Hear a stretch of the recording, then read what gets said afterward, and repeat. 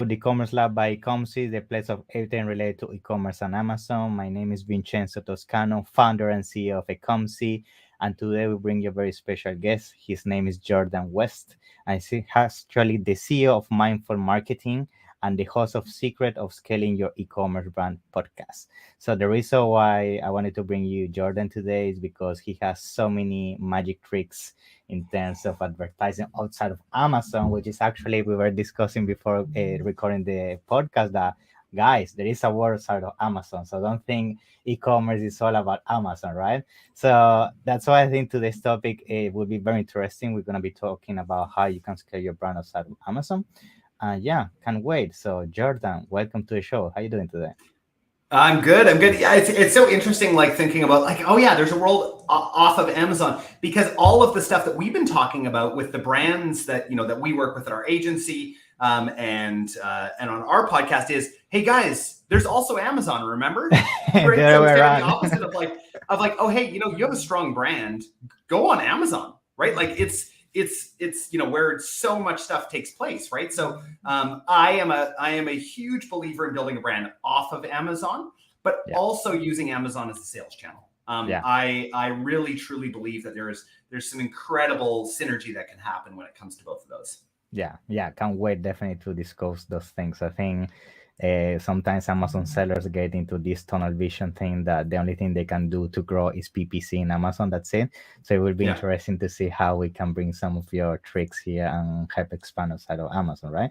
However, before we jump into that topic, which is very interesting for sure, I want to give you a few minutes so you can introduce yourself. I know you have a very interesting story, how you jump into the e-commerce, your businesses, and we can go from there, yeah? Yeah, that sounds great. So I started in business when I was, I think I was 22 or 23. I should really get the number down right. But I was a paramedic at the time. And I was looking through Craigslist, looking through some postings, and I saw a restaurant for sale. So it was a chain restaurant that I knew. And there was 3 of them for sale. And I'm like, oh, what's going on here? Like, why are all these for sale? And so I looked into it, and their parent company was going through bankruptcy. And I thought, you know what? What's the worst case scenario? Like maybe I'll buy one of these. It was only $30,000, and I knew to like start a new one was about $300,000. And so, 23 years old, I kind of scraped together everything I had. I took out a line of credit, just fully like to test this out, right? And so I bought the business, and day one, we're waiting there. I had all the previous numbers, and so day one, 11 o'clock rolls around, and the store opens, and no one's there, and then 12 o'clock, no one's there.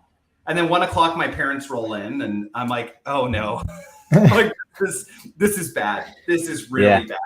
And so we actually ended up throughout that time more than tripling the sales in the 5 years we were there. And that's really where I started to cut my teeth in marketing, right? And getting people into a restaurant is a heck of a lot harder than getting people to a commerce store. It is really hard to get people to come in and then continue to come in, right? Because one little thing, one thing's wrong with their burrito, and they're like, I'm out. I'm not going back to that place, right? Because there's so many different places to go. So that it's funny that actually, sorry for interrupting. It's funny that you bring this to the table, because we always hear this complaint in the e-commerce space that they say, oh, you need so much money for advertising. It's so difficult and everything. But guys, it's nothing. You can't compare that to opening a physical location, opening a restaurant. It's so much easier, but people can't understand that. But yeah, sorry, continue. I just wanted to make that point. Yeah, exactly. So throughout all that time, we ended up, 23 years old, 5 years went through that, didn't really make any money. In fact, probably lost between 100 and 150,000. You guys can tell I'm not like a details-oriented person. I just kind of ballpark, somewhere in there. That's fine. No worry. So throughout all of that, my wife and I had our first child, and she was a fashion designer, and she decided to start making some leggings for our kids or for our first daughter, because she couldn't find leggings that would actually fit over top of cloth diapers. Yes, we were trying cloth diapers at the time. That was interesting. That was the worst decision, maybe the best and the worst decision, because we came up with these leggings that actually fit over top of cloth diapers, because it was a huge issue that people were trying to solve. And so we made sure that there was that extra diaper room, and we went to some markets and sold them there. We generally sell out every time. And it was awesome. We're like, wow, this is great. And then we had our first phone call from a store about 3 hours away from us, and they made a $500 purchase order. And we were like, whoa, Wow. this is incredible. This is incredible. And that was kind of the birth of the company. And since then, we're now sort of mid seven figures. We're actually doing our first fundraise right now with that company. We've never done that Wow. before, which is Congrats really, on that. Yeah. yeah, Awesome. thanks. It's 4 brands now. Since then, we've purchased. We've got a lot of different things going on, a lot of different companies now. So we've got some companies down in the States as well. Really, my main job now is just kind of managing our leadership teams and then having vision on what to do. For sure. Also, throughout all of that, my wife and I realized that it wasn't awesome working day to day together all the time, and I was really good on the marketing side. So I was like, I'll maybe just go do some marketing consulting with people. And so that sort of snowballed into an agency where we now serve generally sort of 7 to 8 figure kind of clients with everything off of Amazon. So it was actually formerly Mindful Marketing. We ran into a bit of legal trouble with our name. So we're actually now Upgrowth. Yes, we're now Upgrowth Commerce. So if you guys search, so again, anything off Amazon, we're really strategically focused. We hire literally the best people in the space right now to run at our agency and for our brands. So our agency helps out with the brands as well. And it is phenomenal. There's so many times that I go into the room with them and I'm like, man, you guys are so much smarter than me. And I think that's the best thing you can do. I mean, I think the best thing to grow in a business, you should always hire people that are smarter than you. You shouldn't be the smartest guy in the room, for sure. Yes, totally. If so, then you're in the wrong room, right? I love when I have those conversations with people and I'm like, man, you're just at a different level than me. Thank you. Like, this is incredible. Yeah, 100%. That's awesome. Thank you very much for sharing that journey. I mean, it's great to see how you've been transitioning through so many different areas during your life. So, but definitely, it's very similar to me how you landed into the agency space. It was similar to me. I have my own brand and everything, and I did the same. Oh, maybe there is a need for services. Oh, let's do an agency, and I went from there. Which is great. So awesome. So I think now let's start transitioning into today's topic, which is how we grow a brand outside of Amazon. I know every single time we touch this topic in the Amazon space, everybody say, no, Amazon is the place to be. Amazon is the place to be. They don't want to listen to you. They get crazy. They start crying. But the reality is, I know there's so much potential outside of Amazon. It's just that people don't want to put the work, right? That's the reality. So that's why I think I would like to touch today is we can start with the benefits, right? Why somebody should start diversifying outside of Amazon, because we know there are risks involved. We know that realistically you don't own your business. So let's start touching on that. And what is your point of view in there? Yeah. Absolutely. So before we get into that, what I want to sort of preface this with and give a bit of a foundational idea here is that I think the problem generally with Amazon sellers, and guys, I know most of you on here are Amazon sellers listening to this, is that you think that a product is a brand. A product is not a brand. A brand is a brand. A brand can make whatever it wants because it's a brand, right? What does Nike make? Everything. Right? Like, everything. But they serve a certain core customer, right? They serve a certain core purpose. That is the difference between a brand and a product brand, right? So most brands that are on Amazon are just products that they have good branding for. Right. So that's why I think that it's very difficult when people start to try to make that switch from Amazon, which is product based, over into the brand world, right? Because the brand world, you have to care about so many more things on the brand side, right? With growing, it's not just a matter of, and it was a couple of years ago with Facebook, right? Before iOS 14.5, really you could go on with a product, easy, track everything basically. Yeah, totally. Throw it in the Facebook slot machine and you're golden, right? That is not the case anymore, guys. Now, with Performance Max, in my opinion, on Google is the new slot machine. It is the most phenomenal advertising system I have ever seen in my life. I was lucky enough to get to talk to Qasim Aslam last week, who is the expert. He runs the Perpetual Traffic podcast with Digital Marketer, and just an incredible mind when it comes to Performance Max. And like, guys, it's Facebook times 10. Pre iOS 14.5. I can't even, I could go off about right?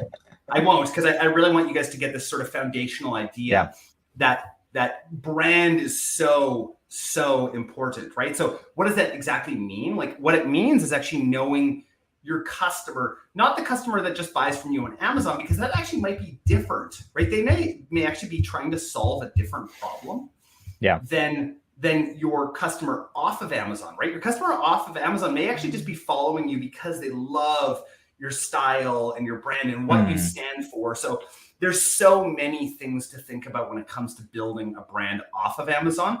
But then there's the incredible opportunities that happen off of Amazon, right? Like retail partnerships where you can get a $3 million purchase order just like that and blow up your brand that way. That's the difference, right? That's the big difference that I find between Amazon sellers and brands off of Amazon that then come over to Amazon. And yeah, some of them struggle, but a lot of them do incredibly well when they just move over. Yeah, I totally agree with you. I think it's very difficult to make the jump, but once you do it and you do it successful, which I have seen a few brands doing, you can definitely blow up. Because if you're already doing well on Amazon, that means your product is already basically fulfilling a need. It's just a matter of now creating a community outside of Amazon and bringing the brand to the next level, right? So I think now my next question is just actually around that specific thing, community. I'm pretty sure that if you want to grow outside of Amazon, it's all about community. It's all about bringing that loyal fans that are gonna share your product, they're gonna tell your friends, they're gonna tell their family members, everything. And I think that's the tricky part, right? So I would like to get your take in here in terms of what usually would you advise for a brand that is very strong on Amazon. They already have an amazing product, but they have no presence out of Amazon. What should be the first few steps or at least tips you think would be useful for them? Yeah, totally. So community is right? Like, and community, it's the huge buzzword in 2021 and 2022, yet I don't really see brands doing it. I don't see brands doing it and doing it correctly or doing it well. Lots of times it's just an afterthought. It's like, oh, we're going to build community. So what I hear, totally. Oh, it just kind of naturally happens. So I'll ask people like, oh, so what is your community? Oh, it's my email list. No, no, anything that is one to many is not a community. Your SMS list is not a community. One to many is not community at all, right? What community is, the magic of community is when you are no longer the speaker as the brand, when your people are the ones that are speaking between each other, right? When your community is the one that is actually doing the advertising for you. So examples of community would, examples of places where people would build these communities would be Facebook groups. I still think that it's a great place to build a community. Slack, great place to build a community, depending on your user base, if they're used to Slack or not. Also, Discord is another great place to build a community. But what is this community like even about, right? So, so if you're a brand and people already know you as a brand, you potentially can build a community. Two of the brands that we own actually have their own communities just built around the brands themselves. People love the brands so much. Now, not every Amazon seller is going to be able to do that, right? Yeah. Especially so if they have a product that's met a need, you then need to reverse engineer and find out who your avatar is, right? Who is the perfect person here and how can I serve them, right? How can I build a community that they actually want to be a part of and isn't just another Facebook group that actually serves them and they're able to interact with other customers? And then as the halo effect, we're actually going to get business from that. That is the key, right? Is finding out what that is and what that problem is that you can solve to build the community around. And that's going to be different for every single brand out there, right? For sure. Yeah, I think 100% with you on this. And I think just last point around that, it depends on the brand as well. I think it's also important to bring to the table the point that realistically most products right now on Amazon, they are not ready to make the jump, right? I think it needs to be very strategic and you need to how to do it properly, because I have seen also this mistake happening a lot, that they are very young product in Amazon. They haven't still built a real brand awareness in Amazon even. And they try to diversify their budget to things, doing also Facebook, Google, their own website, and then nothing works, right? So I think to clarify this point is, usually for the clients you have worked, which I'm pretty sure maybe you have some that have done that jump from Amazon outside of Amazon, when do you think, what are some of the facts or points they should start seeing on their business that you say, you know what, I just start jumping outside of Amazon? Yeah, totally. So first of all, if you're just a single product centric brand or company, it's not time to jump off of Amazon. It's not time to move over. If you have hundreds of reviews, right, on your products, and people are absolutely loving your products on Amazon, Yeah. maybe it's potentially time to test the waters, right?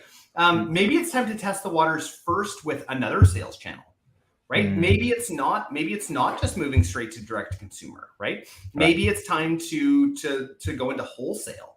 Maybe that's the jump, right? I don't think that it's necessarily just a jump straight from Amazon into direct to consumer, because it's so different, right? People who are searching on Google are not nearly as likely to convert as somebody searching on Amazon. It's just like they're just looking for a product. Now, what you can expect when you create a direct to consumer brand is way higher average order value, right? People are going to be buying multiple products, especially like so in apparel, right?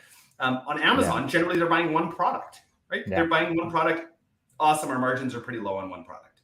But as we scale that up, it's absolutely incredible, right? And so, all of our companies, one company in particular, our average order value is $130.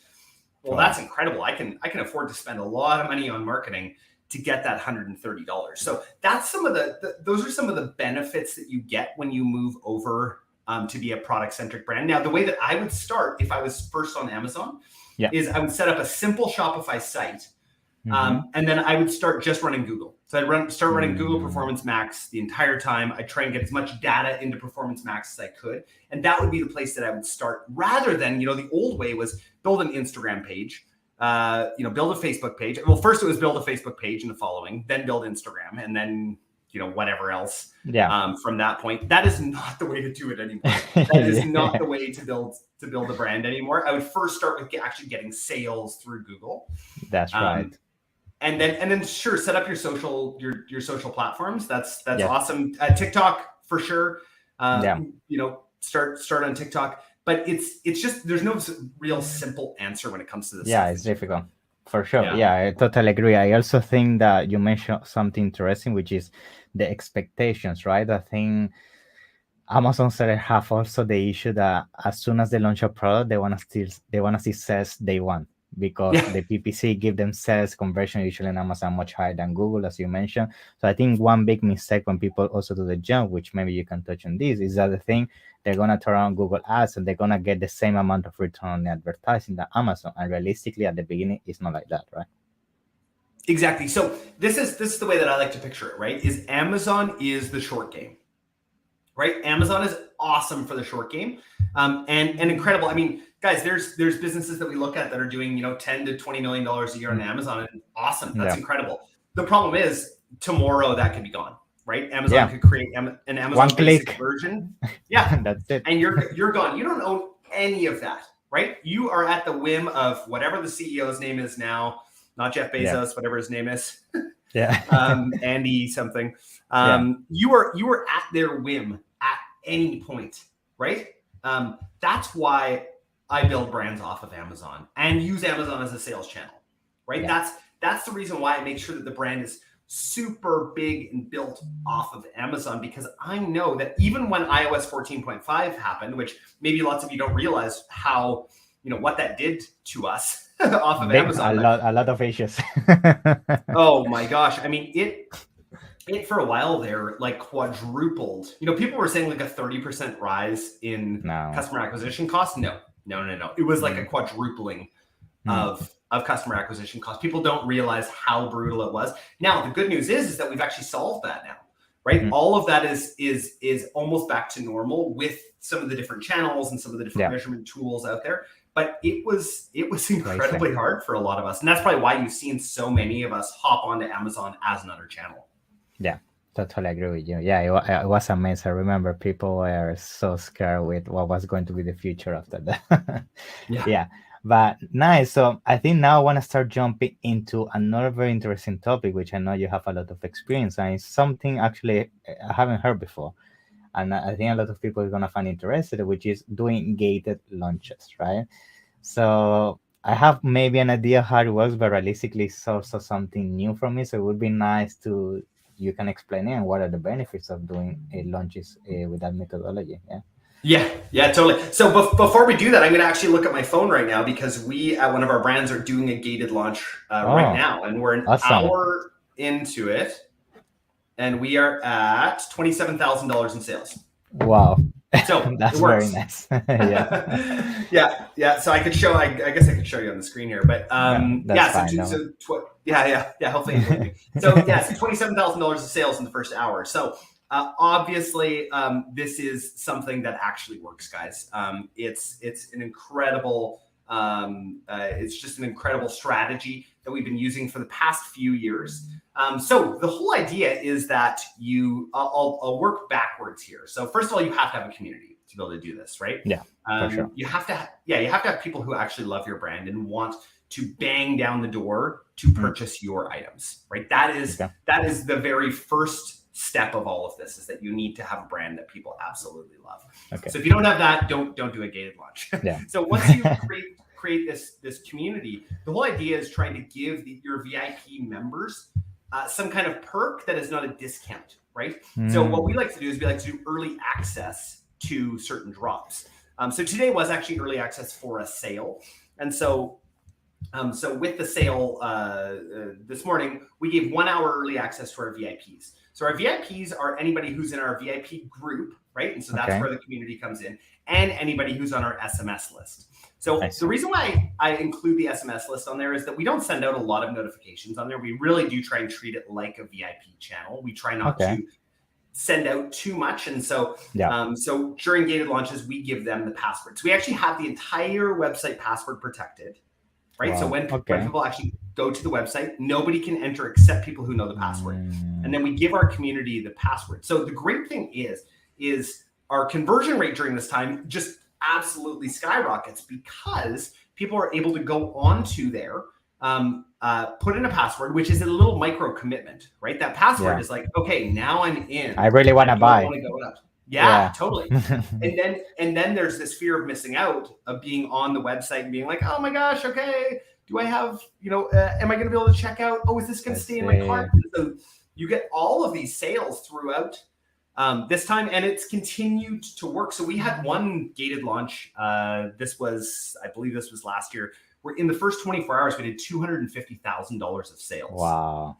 The first 2 hours alone was 100,000, and that was for a new product launch. So no discounts, no ads, no nothing.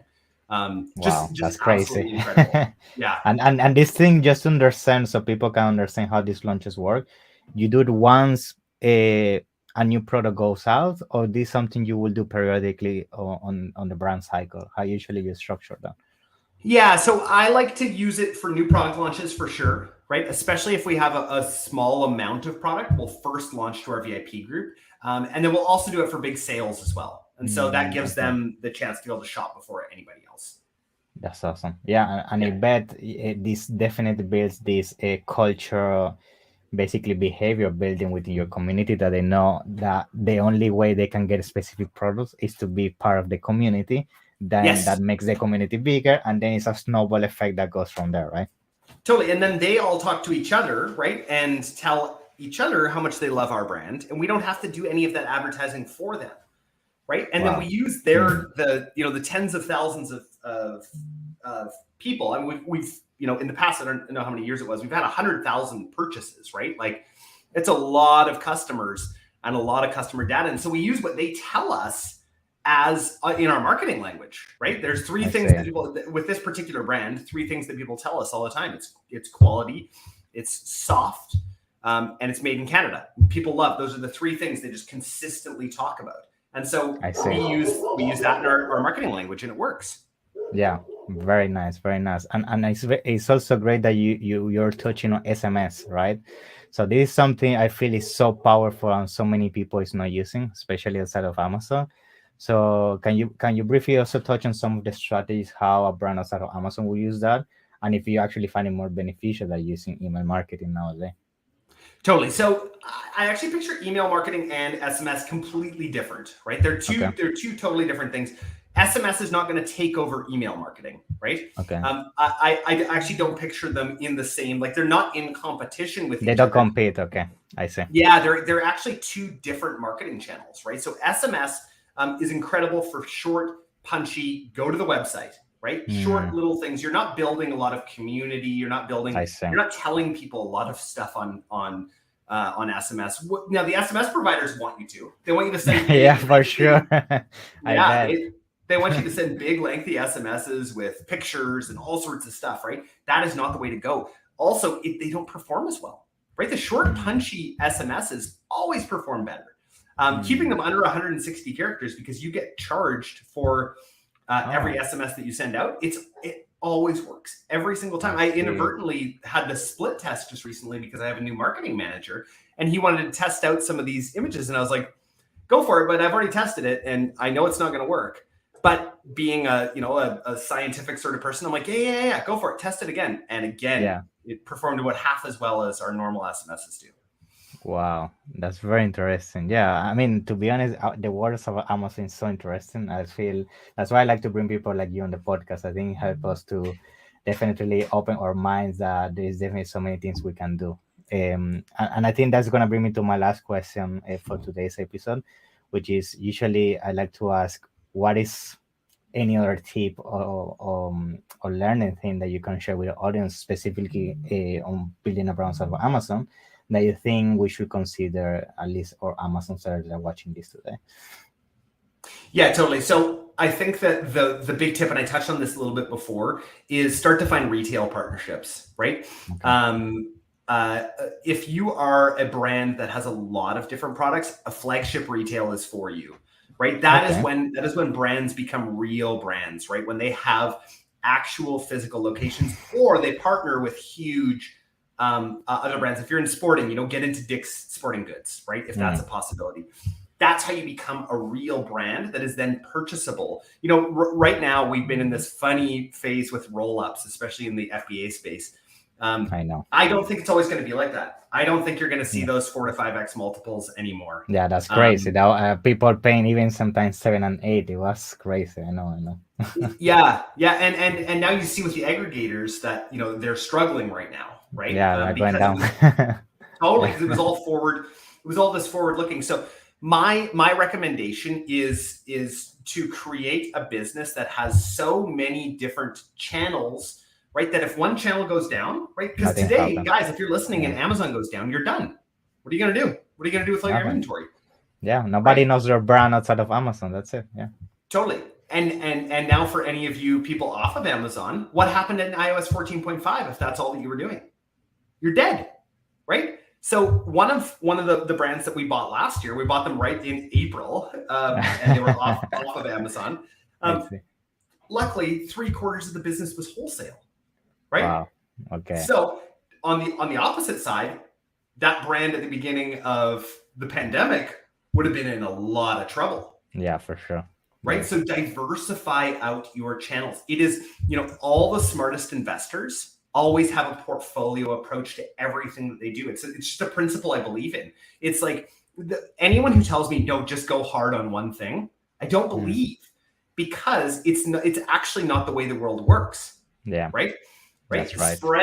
It's spreading out your risk. It's spreading out your tolerance. It's spreading out all of those things across all the channels. That's my biggest tip and recommendation.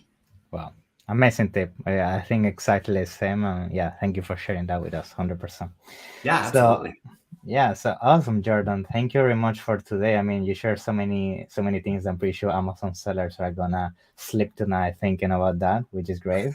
And I think before you leave, for sure, I would like to give you a few minutes so you can share how people can get in touch with you, your agency, and your podcast as well, how they can find it. Yeah. Yeah, absolutely. Yeah. So number one is, guys, I would love for you to have a listen to Secrets to Scaling Your E-commerce Brand. I really try and bring on the best and the brightest in the e-commerce space. Everything off of Amazon. Every once in a while, I have some Amazon people on as well. But we really are trying to get those strategic and tactical episodes out there so people can start testing. So Secrets to Scaling Your E-commerce Brand. I would love if you guys would have a listen there. Second place that you can find me is on LinkedIn. I try to respond to all non-salesy. Not spammy.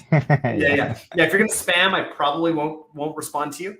But even with the kind of schedule that I have, generally I'll take a phone call with somebody for 15 minutes if That's you need great. a little bit of help there. So that is the second place to reach out to me. And then our agency. So we work with 7-figure plus brands off of Amazon, running all sorts of strategy. We're called Upgrowth Commerce. We have got, I would say, the world-class team Awesome. that is able to create strategy and creative and paid ads and copywriting and building communities and building ambassador groups and all of that stuff all tied into one. We really try to act as the fractional CMO for your company. So if you guys want to go to upgrowthcommerce.com, that's where we are there. And that's three. That's three. I don't think anyone can remember more than that. So Yeah. Scaling your e-commerce brand. I'm gonna make sure LinkedIn, to. Jordan West. Yeah, and thank you very much. I'm gonna make sure anyway to put all the links and everything in the description so people can find you. But yeah, Awesome. I appreciate it, Jordan. So hopefully I can have you in the next one. Yeah, it's been nice to meet you, man. Let's give in touch. Yeah, Okay? you too. Thank you.